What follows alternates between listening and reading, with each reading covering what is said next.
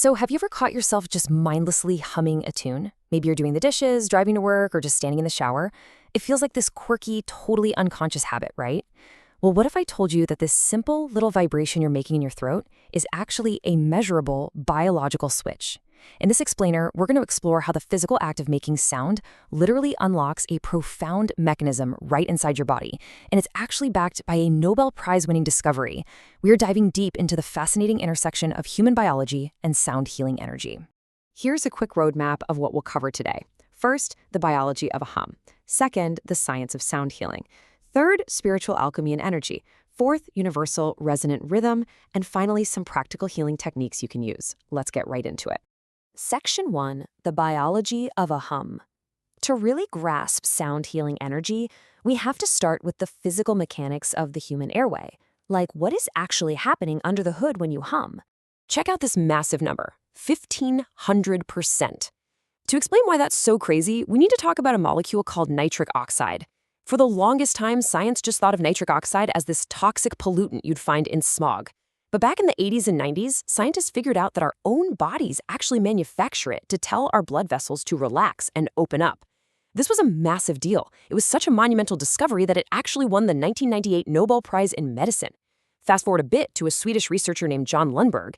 He discovered that our sinuses, those hollow cavities behind your nose and cheeks, are basically built-in nitric oxide factories. When his team had people hum, the physical vibration literally shook this gas loose. Humming spiked nasal nitric oxide by roughly 1,500% compared to just breathing quietly. That gas then washes down into your airway, widens your blood vessels, and acts as an antiviral and antibacterial disinfectant for the very air you're breathing. Actually, scratch that. The molecule is really only half the story here. The other crucial piece of the puzzle is how this physical sound interacts with your nervous system. You have this thing called the vagus nerve. The name literally comes from the Latin word for wandering, because it wanders all the way from your brainstem down into your gut. Think of it as the master switch for your parasympathetic nervous system. That's your rest and digest calm mode. And here is the real geographical secret. This nerve passes directly through your throat. So when you hum, that vibration in your throat acts as a mechanical, hands-on massage to the vagus nerve. You are quite literally physically vibrating your body right out of stress mode. Section 2, the science of sound healing. Okay, so we know the biology, but what does this actually look like inside the brain? Look at this study out of India's National Institute of Mental Health and Neurosciences. Researchers put folks in an fMRI scanner and had them make a bunch of different sounds. A plain hissing sound? It did absolutely nothing. But a sustained, audible hum, think of a long om sound, visibly deactivated the brain's emotional alarm centers. Specifically, it quieted down the amygdala, which is your brain's primary fear and threat detector. And what really blew researchers away is that this exact brain pattern perfectly echoed what doctors see when they use surgically implanted vagus nerve stimulation devices to treat severe depression. Humming is basically a completely free, do-it-yourself echo of advanced clinical brain therapy. Now, let's keep our feet on the ground for a second. The internet obviously loves to overpromise, but recent studies in 2024 testing whether all that nitric oxide from humming will instantly sharpen your memory or, reverse brain aging, came back with a firm no. It didn't improve quick cognitive performance. In fact, the sheer effort of humming slightly distracted people from their memory tasks. So no, humming isn't a magic pill that suddenly turns you into a genius, but it's scientifically measured superpower, its ability to lower your stress, drop your heart rate, and induce the state of biological calm on demand. That alone is an incredibly big deal. Section 3, spiritual alchemy and energy. Let's shift our lens now from Western clinical science over to Eastern traditions and esoteric practices. Because long before we had fMRI machines, spiritual traditions had already mapped out this exact same territory. Just look at how these two frameworks line up. When you get down to it, science and spirituality are really just using completely different vocabularies to describe the exact same physiological outcomes. Western science points to nitric oxide, amygdala deactivation, and the vagus nerve. Eastern and esoteric traditions talk about activating the pineal gland, shattering mental clutter, and unblocking energy centers.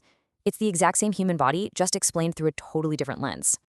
Across the whole spiritual spectrum, the human voice is viewed as this profound internal technology. Dr. Joe Dispenza teaches that the physical pressure and high-frequency vibration of a hum directly mechanically stimulates the pineal gland, which sparks these really deep healing states. In the Nada Yoga tradition, Sadhguru explains that the final M sound in the A-U-Ma chant directly balances what's called the pranamaya kosha, your body's vital energy network. And if you look at channeled texts like the Law of One, the human voice is literally described as the most precise tool we have to break apart energetic crystals of blockage, restoring the natural flow of your light body. And that brings us to this absolutely beautiful concept from sound healing pioneer Jonathan Goldman. He formulated this sort of spiritual alchemy equation: vibration plus intention equals healing. His whole premise is that humming requires absolutely zero musical talent. It's just your inherent superpower. When you pair that physical, biological vibration in your throat with a really conscious intention, maybe you're focusing on love or abundance, or even a very specific healing outcome, your hum acts as a quantum amplifier. It's sending that intention directly into your cells in your DNA. Section 4, Universal Resonant Rhythm. Let's zoom out even further now and see how this whole phenomenon has echoed across human history, completely independent of anything related to modern science. This timeline right here shows one of the most stunning cases of convergent evolution you'll ever see. Think about it. You've got 6th century monks singing Gregorian chants, ancient yogis chanting Om in caves, and Altai herders out on the steppes developing deep throat singing. These were completely disconnected cultures. Different continents, different eras, no shared theology, and definitely no lab equipment. And yet, they all independently engineered the exact same vocal technology. Why? Simply because they followed that biological feeling of calm and openness. The ultimate proof of this actually came in 2001. An Italian physiologist named Luciano Bernardi ran this fascinating experiment. He tested volunteers reciting the original Latin Ave Maria Rosary, and then separately tested volunteers chanting the yogic Om Padme mantra. Two totally different worlds, yet both practices inexplicably slowed the volunteers' breathing down to almost exactly 6 breaths per minute.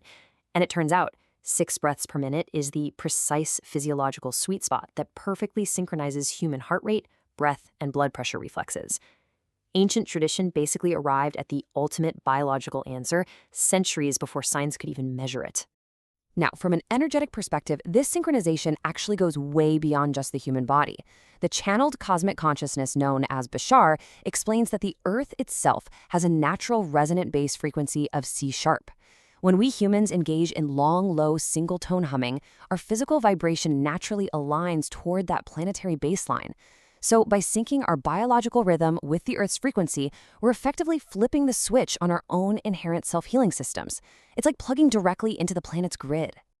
Finally, Section 5, Practical Healing Techniques. So how do we actually use all of this? Let's look at some actionable ways you can utilize this completely free technology right now. To really understand how deeply embedded sound is within us, just look at what happens when the brain begins to fail. Music and melodic resonance survive deep, deep in the brain long after speech declines. Take the legendary singer Tony Bennett. He was diagnosed with Alzheimer's in 2016, and while the disease tragically took almost everything from him, he never stopped singing. Right near the end of his life, he sat at his piano and sang Because of You, which was his very first hit from decades prior. Researchers have noted over and over that even when dementia patients completely lose their ability to speak, their ability to hum a melody is often the very last thing to go. It is a profoundly protected neural pathway. And the good news is, you can tap into this pathway right now using an ancient yogic technique called Brahmari, or bee breath. You don't need an app, you don't need any money. You just sit comfortably, inhale gently through your nose for about 4 seconds, and then, keeping your lips lightly closed, exhale on a steady, low for about 6 seconds. Just feel that buzz in your lips and your chest.